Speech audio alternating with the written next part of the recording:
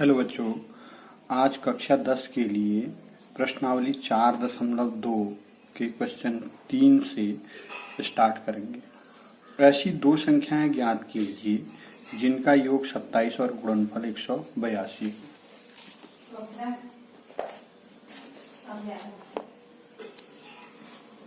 तीसरा क्वेश्चन, माना एक संख्या x है। माना एक संख्या x है तो दूसरी संख्या 27 माइनस x हो जाएगी। इसलिए दूसरी संख्या, क्योंकि दोनों संख्याओं का योग 27 है कहा गया है, तो इन दोनों को अगर हम जोड़ेंगे तो 27 आ जाएगा। अब इन दोनों का जो गुणनफल है x और 27 माइनस x का, वो 182 है, ऐसा क्वेश्चन में दिया हुआ है। तो x 27 minus x is equal to 182। प्रश्न के अनुसार ऐसा हुआ है। अंदर गुणा कर लेते हैं। 27x माइनस एक्स स्क्वायर बराबर 182। पक्षांतर कर लेते हैं इस तरफ को, तो x square minus 27x plus 182 बराबर 0। अब 182 के ऐसे गुणनखंड जिनसे 27 आ जाए। 13 और 14 रहते हैं। 13 को 14 से अगर गुणा करेंगे, 13 गुणा 14 करेंगे तो 14 42, 4 14 14 18, 182 आता है। और 13 में 14 जोड़ेंगे तो 27 आ जाता है। तो यहाँ पर 13 धन 14 लिख देंगे। 13 धन 14 इंटू एक्स प्लस 182 बराबर। अब x को अंदर गुणा कर लेंगे। एक्स स्क्वायर 13x धन 14x धन 182 बराबर 0। अब कोष्ठ को खोल लेंगे। X square minus 13x minus 14x, चिन्ह बदल जाएंगे, प्लस 182 बराबर 0।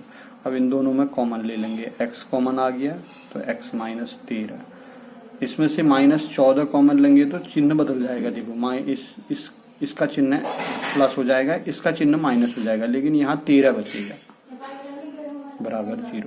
अब x माइनस 13 को जो है दोनों में से कॉमन ले लेंगे तो x माइनस 14 बच जाएगा बराबर 0। तो एक बार x माइनस 13 बराबर 0 लेंगे तो x बराबर 13 आ गया, यानी पहली संख्या हमारी 13 आ गई। तो दूसरी संख्या 27 में से 13 घटाएंगे तो 14 आ जाएगी। तो और अगर हम x माइनस 14 बराबर 0 लेंगे तो x बराबर 14। तो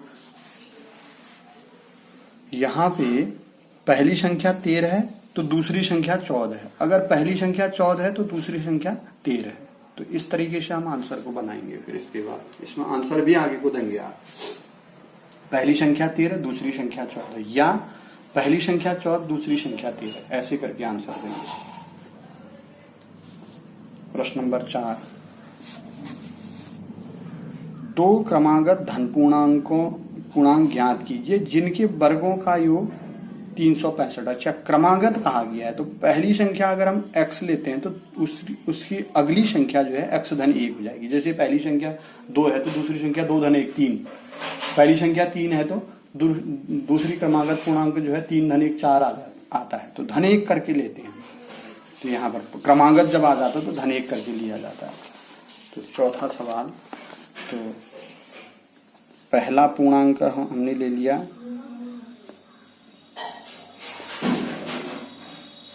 माना पहला पूर्णांक x है, तो दूसरा हो जाएगा अगला पूर्णांक x धन 1 हो जाएगा। इन दोनों के वर्गों का योग 365 है, यानी प्रश्न के अनुसार हुआ ऐसा, x का स्क्वायर धन x धन 1 का होल स्क्वायर बराबर 365। पूर्णांकों के वर्गों का योग 365 है, ऐसा प्रश्न में दिया है, इसलिए मैंने ऐसा किया हुआ। देखो, अब इसका होल स्क्वायर हम खोल लेंगे। एक्स स्क्वायर ये ठीक है, इसका होल स्क्वायर करेंगे तो पहले का वर्ग धन दूसरे का वर्ग, एक का वर्ग एक ही हुआ, धन दो गुणा पहला गुणा दूसरा, 2x इंटू एक आएगा तो 2x हो जाएगा बराबर 365। तो यहां से एक्स स्क्वायर में एक्स स्क्वायर जुड़ेगा तो 2x² धन 2x, ठीक है। 365 को इधर ले आएंगे तो माइनस 365 धन 1, ये माइनस 364 हो जाएगा बराबर 0। 2 से पूरी समीकरण में भाग दे देंगे तो ये ऐसा बन जाएगा x² प्लस x माइनस 182 बराबर 0। अब हम देख रहे हैं ये वाला सवाल बिल्कुल तीसरे सवाल की तरह आ गया है। तीसरे सवाल में भी यही समीकरण है, मैं आपको दिखाता हूं। तीसरा सवाल अभी हमने बनाया। तीसरे सवाल में देखिए, तीसरे सवाल में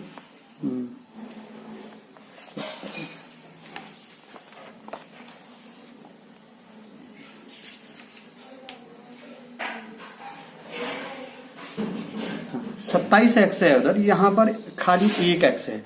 जैसे हम अगर इसको बनाएंगे तो 182 के जो गुणनखंड हैं वो 13 गुणा 14 ही होते हैं, लेकिन 14 में से 13 घटाएंगे तो 1 आ जाएगा। 14 और 13 तो लेंगे ही लेंगे, 14 में से 13 घटाएंगे तो 1 आ जाएगा। वहां पर हमने 27 था तो 14 धन 13 किया था, अब यहां पर हम 1 करेंगे तो x² plus 14 minus 13 into x minus 182 बराबर 0। तो यहां से x को अंदर गुणा कर दीजिए, x plus 14x minus 13x minus 182 बराबर 0। x² plus 14x minus 13x minus 182। अब इन दोनों में कॉमन ले लीजिए x, तो x धन 14 आ जाएगा। यहां से माइनस 13 लेंगे तो माइनस लेने से जो है अंदर अलग वो बनेगा, चिन्ह बदल जाएंगे, x धन यहां पर 14 बन जाएगा। x धन 14 को फिर कॉमन ले लेंगे तो x बचेगा माइनस 13 बचेगा बराबर 0। अब x प्लस 14 बराबर 0, तो x बराबर ऋण 14। इसको हम अमान्य कर देंगे, इसलिए अमान्य करेंगे क्योंकि हमारे सवाल में धन पूर्णांक कहा गया है, ये स्वीकार्य नहीं है। ये ऋण 14 है, ये ऋण पूर्णांक आ गया। तो अब दूसरा मान ले लेंगे फिर x माइनस 13 बराबर 0, तो यहां से x बराबर 13 आ जाएगा। अब पहला पूर्णांक अगर 13 होता है तो दूसरा पूर्णांक, अगला क्रमांगत पूर्णांक 14 हो जाएगा। तो पहला 13, पहला धन पूर्णांक क्या हो जाएगा 13, और अगला धन पूर्णांक 14 हो जाएगा। दोनों का योग जोड़ेंगे तो 27 आ जाएगा, दोनों का गुणनफल करेंगे तो 182 आ जाएगा।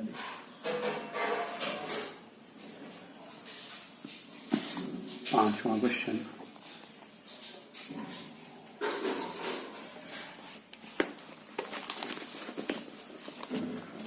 एक समकोण त्रिभुज की ऊंचाई उसके आधार से 7 सेंटीमीटर कम है।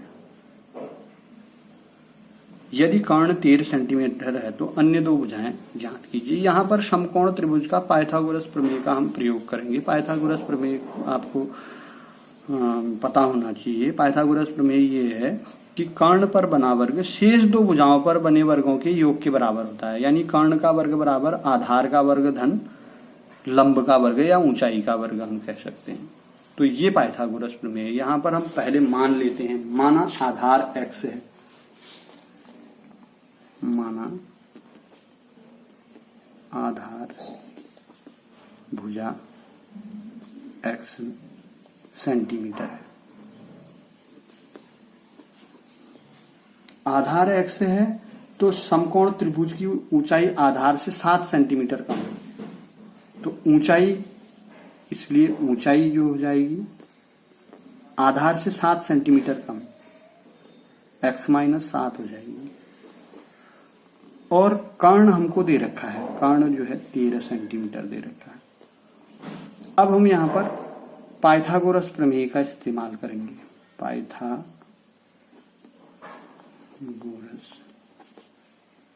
प्रमेय से क्या होगा, कर्ण का वर्ग बराबर ऊंचाई का वर्ग या लंब का वर्ग भी कहते हैं कहीं पर, ऊंचाई का वर्ग धन आधार का वर्ग। कर्ण का वर्ग 13 हो गया, 13 का वर्ग। ऊंचाई का वर्ग x ऋण 7 का वर्ग धन आधार का वर्ग x स्क्वायर। अब इसका होल स्क्वायर खोल लेंगे। 13 का वर्ग 169 होता है, x स्क्वायर पहले का वर्ग धन दूसरे का वर्ग 7 का वर्ग 49। ऋण, यहाँ पर ऋण चिन्ह आएगा। ऋण 2 गुणा पहला गुणा दूसरा, 2 गुणा 7 14 हो गया, x 14x धन x स्क्वायर। इसको जोड़ देंगे x स्क्वायर में x स्क्वायर जोड़ेंगे तो 2x स्क्वायर बन जाएगा, माइनस ही 14x है। 169 माइनस होकर के आएगा और 49 माइनस 169 हुआ, 149 माइनस 169 तो 169 माइनस का है, प्लस का 49 है, घटाएंगे इसमें से 9 में से 9 0, 6 में से 4 2 1, 120, लेकिन चिन्ह माइनस का रखेंगे, बराबर 0 आ गया। 2 से पूरी समीकरण में भाग दे देंगे तो x स्क्वायर बन जाएगा माइनस 7x माइनस 60 बराबर 0 आ जाएगा। अब इसमें 60 के ऐसे गुणनखंड करेंगे जिनसे 7 आ जाए, 60 के ऐसे गुणनखंड करेंगे जिनसे 7 आ जाए, यानी 12 पंचे 60, 12 में से 5 घटाएंगे तो 7 आ जाएगा। X square minus 7x minus 60 बराबर 0। तो यहाँ पर हम एक्स स्क्वायर माइनस 12 ऋण 5 इंटू एक्स ऋण 7 बराबर 0 कर देंगे। अब इसको x को अंदर गुणा कर लेंगे, x square minus 12x minus 5x कोष्ट में ही रखेंगे अभी बराबर 0। कोष्ट खोलेंगे तो चिन्ह बदल देंगे, एक्स स्क्वायर माइनस 12x धन 5x ऋण 60 बराबर 0।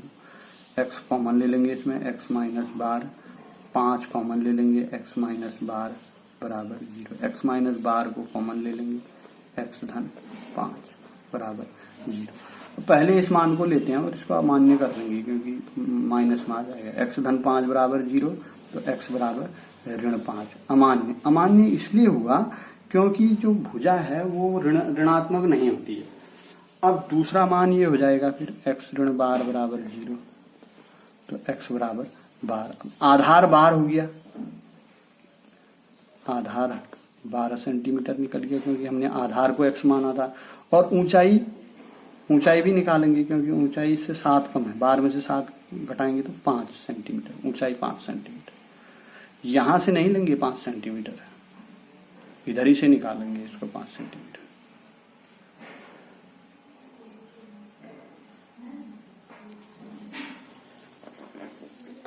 अगला क्वेश्चन है,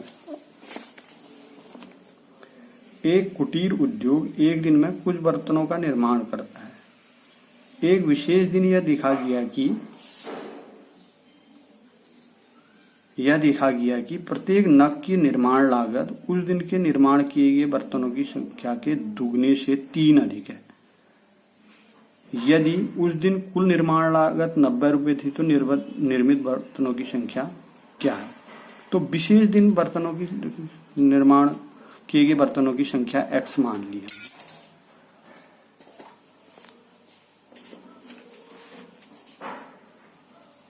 छठा क्वेश्चन, माना विशेष दिन निर्माण किए गए बर्तनों की संख्या x है। अब नग की लागत के लिए हमको यहाँ पर दे रखा है सवाल। प्रत्येक नग की निर्माण लागत उस दिन निर्माण किए गए बर्तनों की संख्या के दुगने से 3 अधिक है, यानी x से के दुगने से 3 अधिक। प्रत्येक नग की लागत बन जाएगी, प्रत्येक नग की लागत बराबर हो जाएगा 2x धन 3। 2x धन 3 कहां से आया? दुगने से 3 अधिक कहा गया है। निर्मित किए गए बर्तनों की संख्या के दुगने से 3 अधिक प्रत्येक नग की लागत है, ऐसा कहा गया है सवाल में, वहां से ये बन गया है। तो अब जो है सभी बर्तनों की संख्या अगर हम निकालते हैं, सभी बर्तनों की संख्या, बर्तनों की लागत अगर हम निकालते हैं तो प्रत्येक नग की लागत को संख्या से गुणा करना पड़ेगा, यानी x इंटू 2x धन 3 आ जाएगा। और ये हमको प्रश्न के अनुसार 90 रुपये दे रखा है, तो x 2x धन 3 बराबर 90 रुपये। तो अब यहाँ अंदर गुणा कर देंगे, 2x स्क्वायर धन 3x बराबर 90। 90 को पक्षांतर कर दो, 2x धन 3x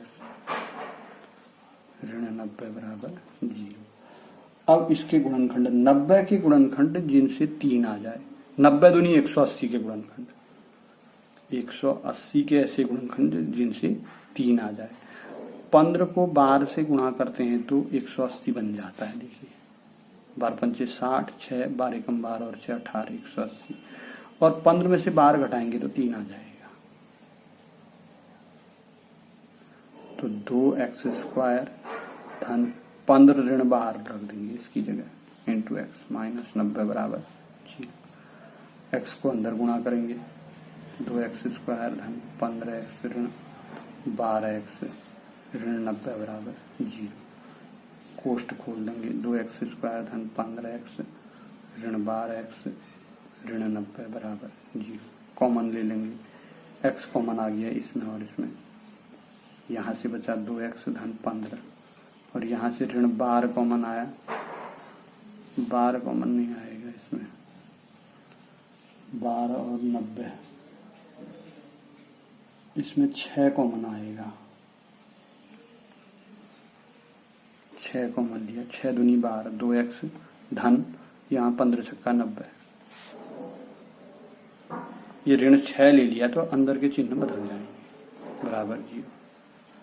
अब 2x धन 15 दोनों में आ रहा है, तो x ऋण 6 बराबर 0। पहले इस मान को ले लेते हैं और इसको अमान्य कर देंगे, क्योंकि बर्तनों की संख्या जो है वो ऋणात्मक नहीं होगी और बट्टे में भी नहीं होगी, भिन्न में भी नहीं होगी। तो यहाँ पर 2x बराबर ऋण 15, x बराबर ऋण 15 बट्टे 2, और इसको कह देंगे हम अमान्य। अमान्य क्यों कहा हमने? क्योंकि बर्तनों की संख्या ऋणात्मक भी नहीं होगी और भिन्न में भी नहीं होगी, पूर्ण होंगे बर्तन।